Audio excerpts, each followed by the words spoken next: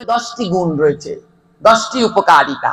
দক্ষিণ দিকে মাথা দিলে সুখ বৃদ্ধি পায় 1 নম্বরে। দক্ষিণ দিকে মাথা দিয়ে শয়ন করলে ধন বৃদ্ধি পায় 2 নম্বরে। 3 নম্বরে সৌভাগ্য বৃদ্ধি পায় দক্ষিণ দিকে মাথা দিয়ে শয়ন করলে। 4 নম্বরে আরামদায়ক ঘুম। অনেকে আছে ঘুম আসে না, তাদের ক্ষেত্রে বলি সব সময় দক্ষিণ দিকে মাথা দিয়ে শয়ন করবেন, ঘুম চলে আসবে। কারণ দক্ষিণ দিকে পিতৃপুরুষদের দরজা, ওই পিতৃপুরুষরা মা বাবা যখন মাথায় হাত দেয় এমনি ঘুমিয়ে পড়বেন। হ্যাঁ। 5 নম্বরে বলবৃদ্ধি। ওই 2 দিকে মাথা দিয়ে ঘুমালে শক্তি কমে, কিন্তু দক্ষিণ দিকে মাথা দিয়ে ঘুমালে শক্তি বাড়ে।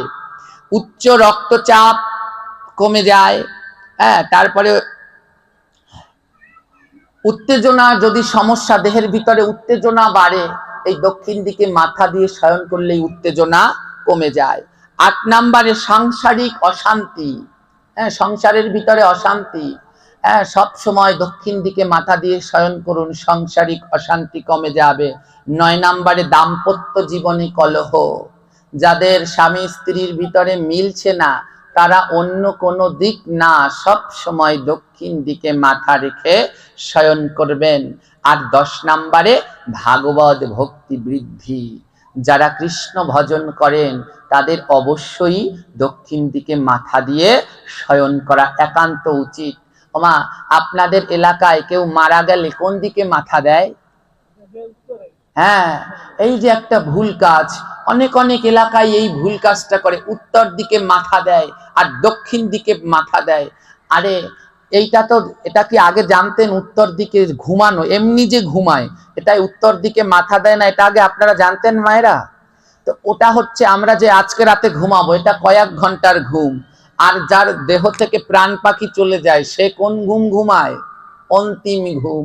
বলে ওই ঘুমেই কোনো সময় দক্ষিণ দিকে পা দিতে নেই। যে অন্তিম শেষ ঘুম ঘুমায় তাকে কি করে তোমরা দক্ষিণ দিকে পা দাও?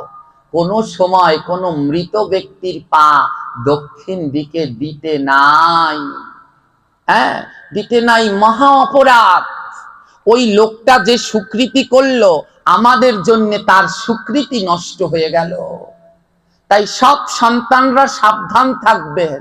হ্যাঁ, সব সন্তানরা, আমাদের এলাকাতেও এগুলো কি নতুন না, এগুলো শাস্ত্রী। ভাগবত পড়ুন। এর জন্য ঘরের ভিতরে 15টা জিনিস রাখতে হয়, তার ভিতরে একটি হচ্ছে শ্রীমদ্ ভাগবত।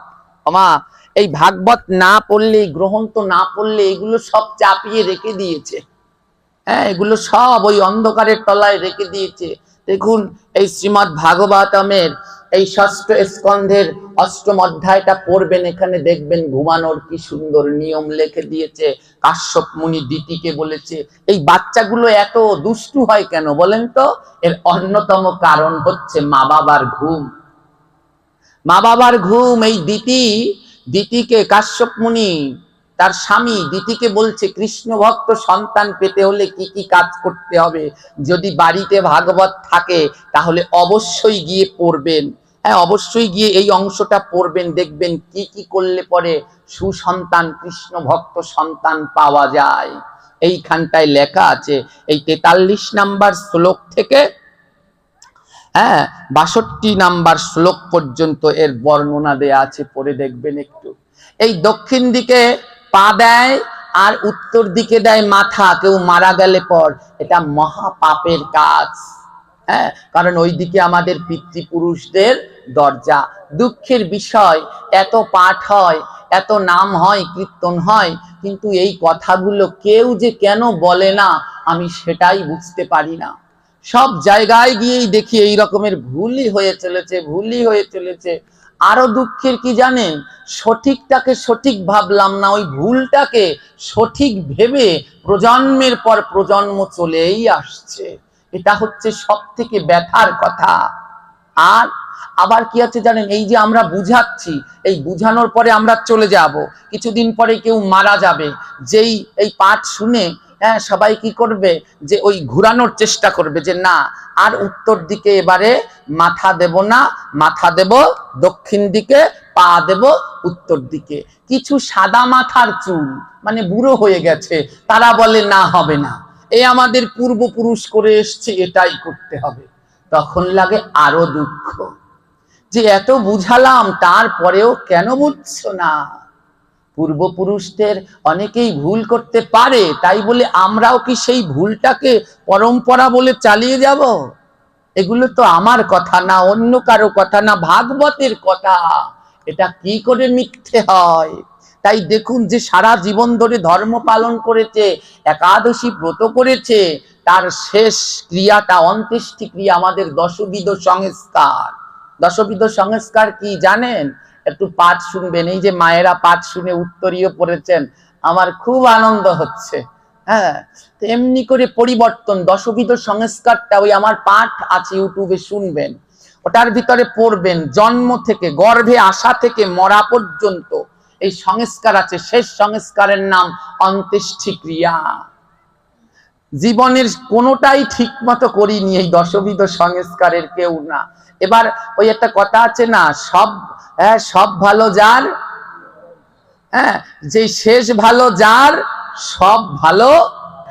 যদি শেষটা ভালো না হলো, ওই মরার সময়েও যদি আমাদের ভুল দিকে মাথা দিয়ে রাখে, তাহলে তো আর সব ভালো হলো না। এই আপনাদের কাছে যারা অনুরোধ রইল, এখানে যারা রয়েছেন তারা অবশ্যই সবাই ধর্মের সম্বন্ধে জ্ঞান আছে, বিভিন্ন হরিকথা ভাগবত পাঠে যান, আপনারা যান। তাই অনুরোধ, এই যে দক্ষিণ দিকে পা দিচ্ছে, উত্তর দিকে মাথা দিয়ে কাষ্ট করা হচ্ছে মৃতদেহকে, এইগুলো যেন সমাজ থেকে বন্ধ হয়। আমার গৌরের মহাপ্রভুর ভাগবতের সত্যবাণী যেন সর্বত্র প্রচার হয়ে যায়।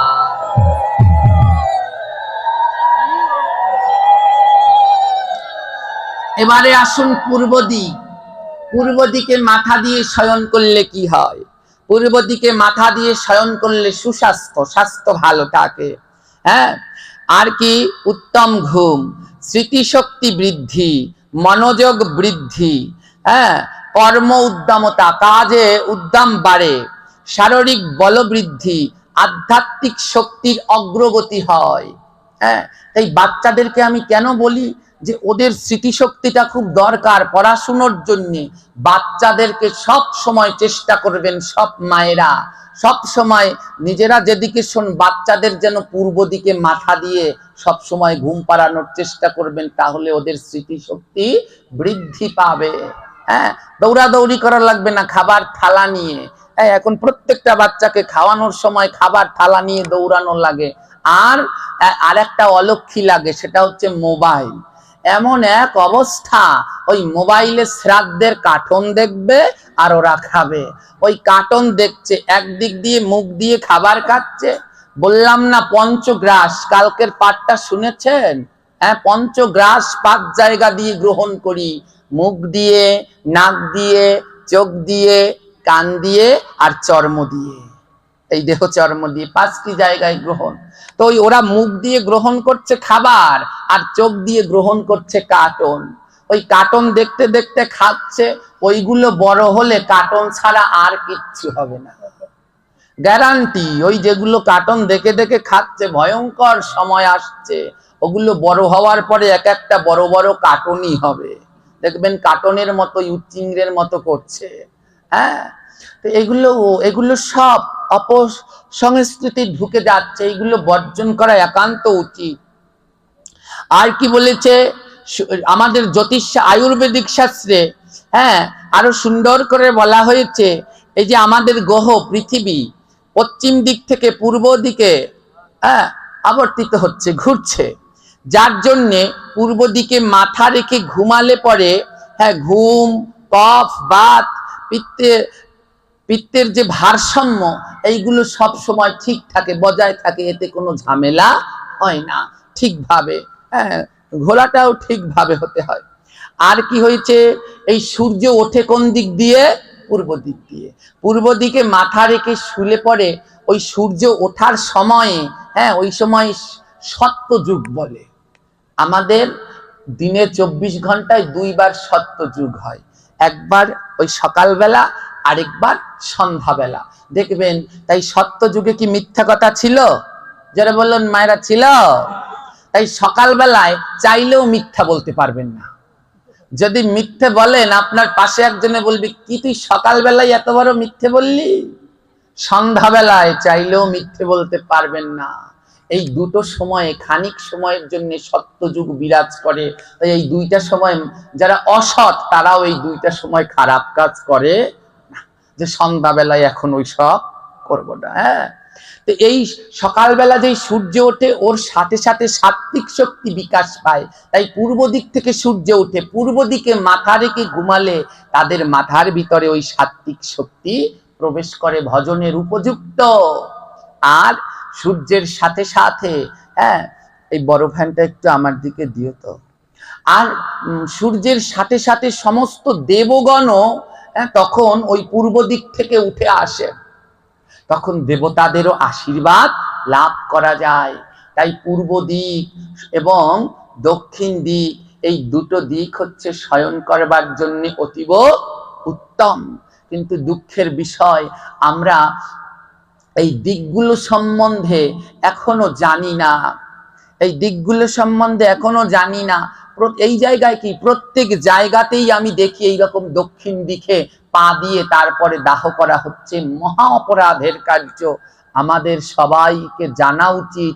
এবং কেউ যদি বলে যে এটা তো কারো অমান্য করে, শাস্ত্র গ্রন্থ, হ্যাঁ, কি বলছে নরোত্তম ঠাকুর মহাশয় বলছেন, বিচার করিয়া মনে ভক্তি রস আস্বাদনে মধ্যস্থ শ্রী ভাগবত পুরাণ।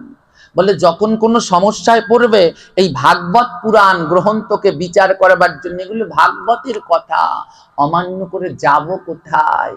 হ্যাঁ, কত কুসংস্কার জানেন, এই গৃহের উন্নতি হচ্ছে না, হ্যাঁ, সমাধান দিচ্ছে কি গৃহের উন্নতির জন্য? কতগুলো ভণ্ডদের কাছে আপনারা যান, হ্যাঁ, কতগুলো ভণ্ড প্রতারক আছে যারা জানে না শাস্ত্র গ্রন্থের ক খ কিচ্ছু। হ্যাঁ, যে কালকে আমি আমার একটা ভিডিও আছে আমার এই মোবাইলে, এক ঠাকুর মশাই মন্ত্র পড়ছে, সে যদি শুনতেন, মন্ত্র পড়ছে ক খ গ উমসা ছ জ। ওরে বাবারে, আমার বাপের জন্ম অমন মন্ত্র আমি শুনিনি। মন্ত্রের মও নেই, কতটি বর্ণমালা পড়ছে, পাঠের শেষে শোনাবো আপনাদের, দাঁড়ান, আমি ওটাকে ডাউনলোড করে রেখে দিয়েছি। তো এমন অবস্থা, যাদের কাছে যাচ্ছেন ঘর কিভাবে পবিত্র রাখা যায়, হ্যাঁ, তারা বলে তোমাদের ঘরে দোষ আছে। দোষ কাটবে কিসে? ঘরের চালের উপরে, হ্যাঁ, গোমাতার মানে গরুর হাড় রেখে দাও, গরুর হাড় রেখে দাও, তাহলে ঘরের উপর দিয়ে আর কিছু চলতে পারবে না।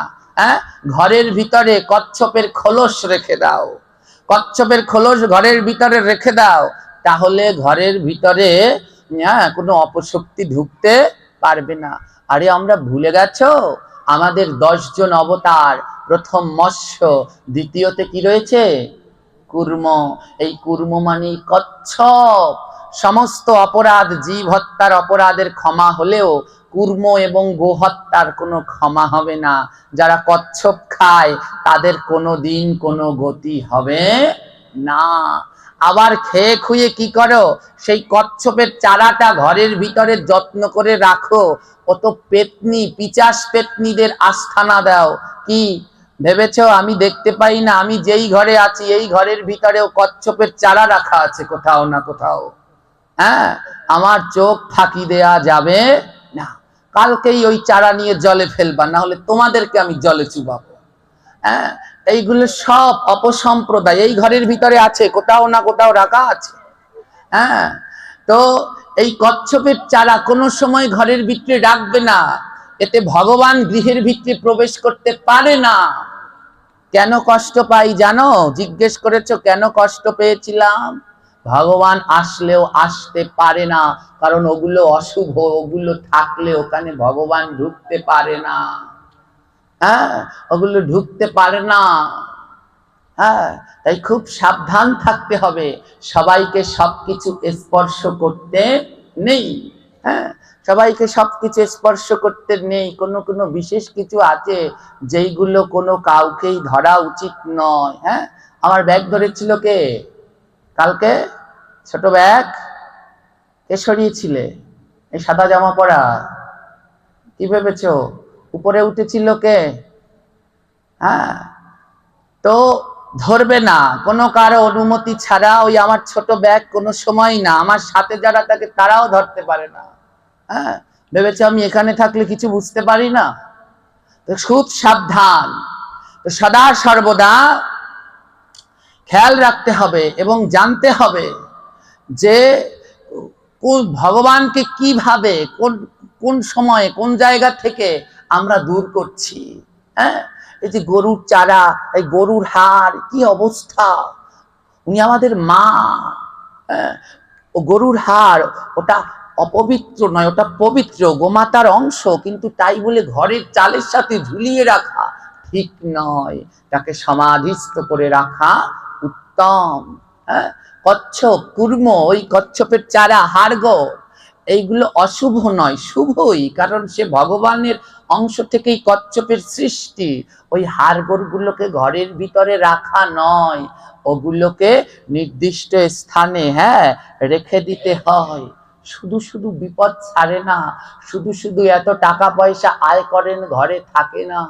কারণ যার ভিতরে লক্ষ্মীকে রাখবেন, এই কুর্মর কথা শোনাবো, দাঁড়ান, এই কুর্ম, এই কচ্ছপ কি একদিন পাঠ করে শোনাবো এই কয়দিনের ভিতরে। হ্যাঁ, তো খেয়াল রাখতে হবে। যেখানটায় আমরা ছিলাম এই ঘুম বিষয়ে, হ্যাঁ, কালকে যে ঘুমিয়ে রয়েছো, কোন দিকে মাথা দিয়ে ঘুমিয়ে রয়েছো ঠাকুর ঘরে ঘুমানোর সময়, হ্যাঁ, সাবধান যে যেদিকে ঘুমাবে ওই মাথা যেন ঠিক থাকে, নইলে কিন্তু অপরাধ হয়ে যাবে। আরো খেয়াল রাখতে হবে ঘুমানোর সময় আরো দুইটা দিক, সামনের দরজার দিকে পা দেবে না। যারা গৃহস্থ সামনের দরজার দিকে পা দেবে না, কারণ মা লক্ষ্মী কিন্তু রাত্রবেলায় আসে।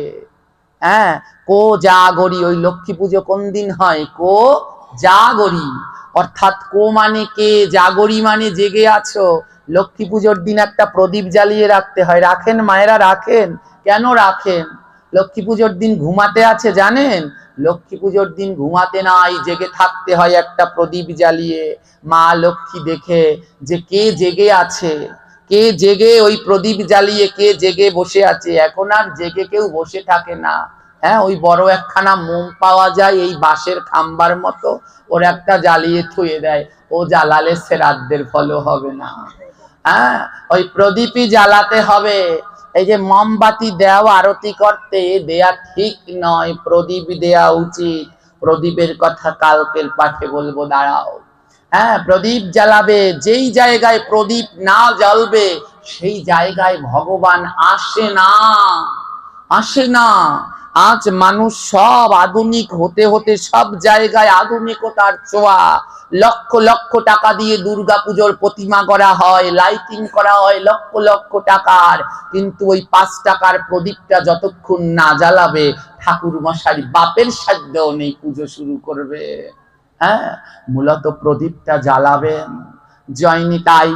এই ঘুমের দিকে সবাই লক্ষ্য রাখবেন, কোন সময় নিজেদের যে দরজা আছে ওই দরজার দিকে পা দিয়ে ঘুমাবেন না, তাহলে ওই মা লক্ষ্মী যখন ওই গৃহের ভিতরে প্রবেশ করবে আপনার পা দেখে আবার সে চলে যাবে। ঘুমানোর জায়গাটা এই 2-3টা জিনিস, হ্যাঁ, স্নান আহ্নিক, হ্যাঁ, আর ঘুমানো, এইগুলো যদি সব, ঘুমটা যদি ঠিক মতো হয় না, দেখবেন স্বাস্থ্যটা একেবারে সম্পূর্ণ ভালো লাগছে। খাবার, বাথরুম, এইটা যদি বাথরুম আর ঘুমটা যদি ঠিক মতো দুটো জিনিস হয়, দেখবেন স্বাস্থ্যের 80% আপনি সুস্থ আছেন। আর এই দুইটাই যদি ভেজাল হয় তাহলেই দেখবেন এক এক রোগ ব্যাধি আপনাকে আঁকড়ে ধরছে। হ্যাঁ, তো এই ঘুমানোর আর দুটো জিনিস কি, একটা হচ্ছে সামনের দরজার দিকে পা, আরেকটা হচ্ছে নিজেদের ঠাকুর ঘরের দিকে পা। ঠাকুর ঘরের দিকে যেন আবার পা না থাকে, এই জিনিসগুলো সব সময় খেয়াল রাখবেন। হ্যাঁ, তো আমি কালকে একটু দেখেছিলাম, তাই ভাবলাম যে সবারই সচেতন হওয়া দরকার। বিশেষ করে অনুষ্ঠানের সময়ে আমরা এই ভুলগুলো বেশি করি। সব সময় মনে রাখবেন, যেইখানেই আমরা ঘুমাবো ওই শয়ন করব, কারণ মৃত্যু, হ্যাঁ, ওই আমরা 6 ঘন্টা, 12 ঘন্টার বেশি জেগে থাকি, আর 12 ঘন্টার মতোই প্রায় ঘুমাচ্ছি। হ্যাঁ, কেউ বা 10 ঘন্টা, 8 ঘন্টা ঘুমাচ্ছে, কিন্তু বেশিরভাগই 12 ঘন্টায় ঘুমাচ্ছে দিন রাত্র মিলিয়ে। তো আমাদের জীবনের অর্ধেক সময় নষ্ট হচ্ছে ঘুমের ভিতরে। তাই ঘুমের ভিতরে যে মরবো না এমন কোনো কথা নেই। যদি ওই ঘুমের ভিতরে ভুল দিকে পা দিয়ে দেহটা চলে যায়, আপনার নরকবাস।